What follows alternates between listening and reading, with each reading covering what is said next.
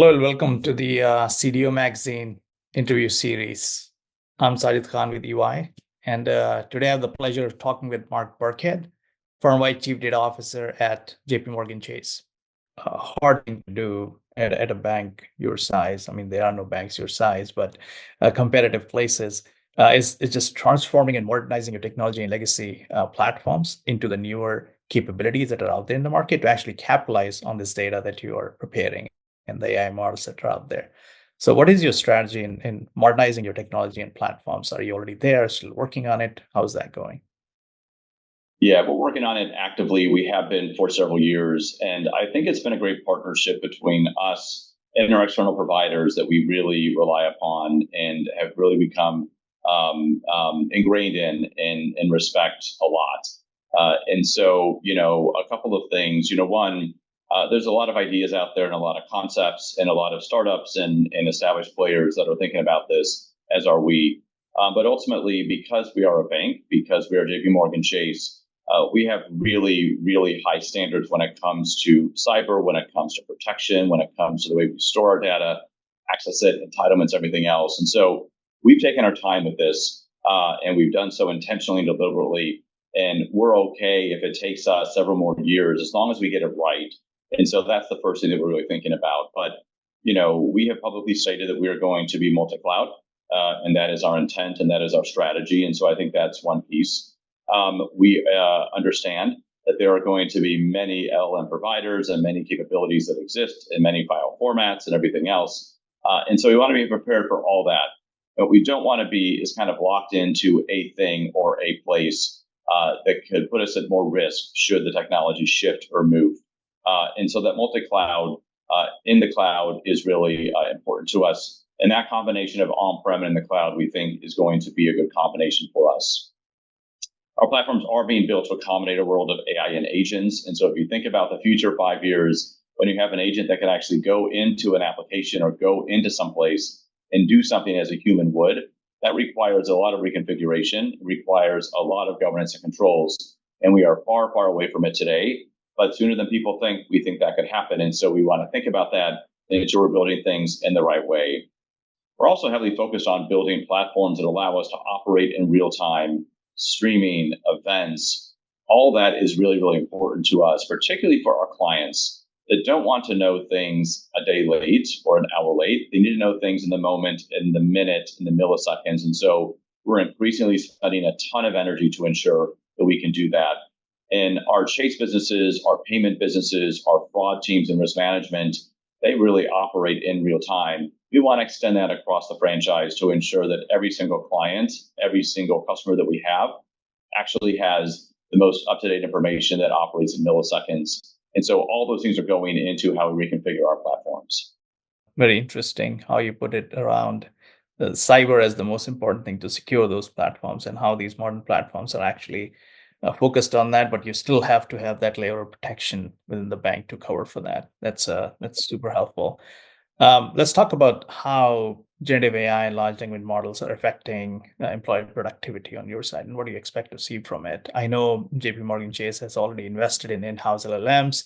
You're already rolling out the technology internally, and I'm assuming hoping to see an uplift in the humans that are going to use that technology. So, what kind of benefits do you expect to see from that investment?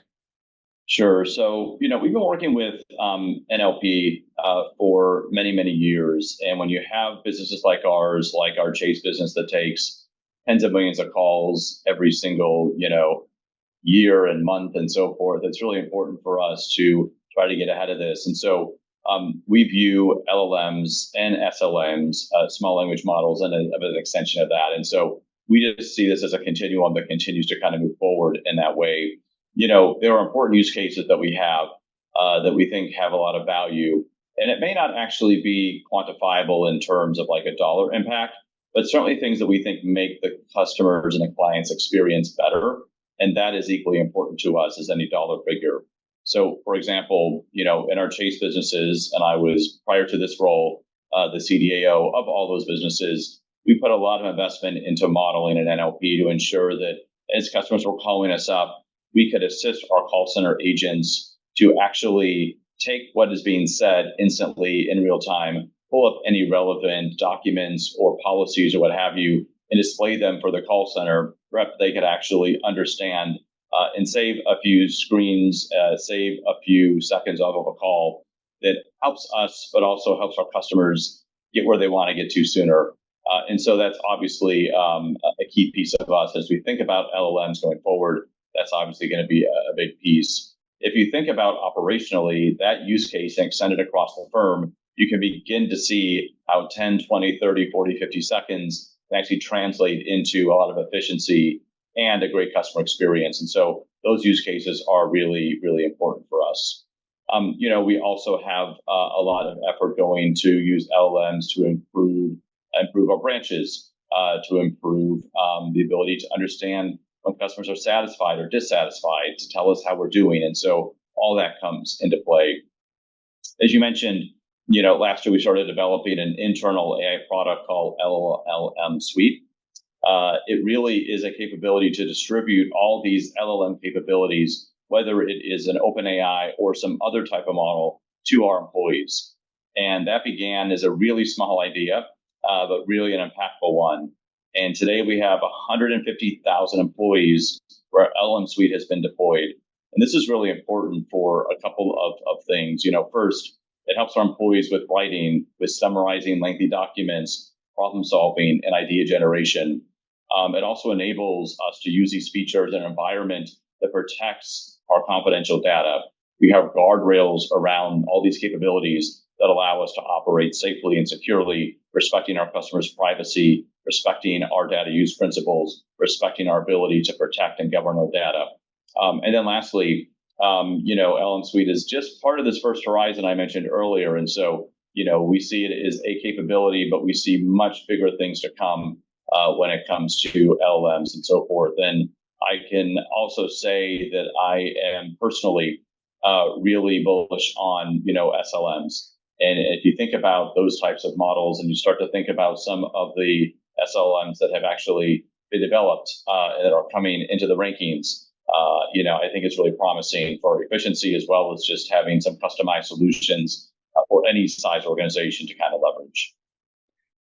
Yeah, very exciting benefits for both your employees, but also for your customers. I mean, just the call center operations example that you took, imagine a place where we have agents who are actually going to monitor that call in real time and flag, if a customer is dissatisfied right there, as against to finding it about it later. So we are also very excited about that topic in general. Yeah.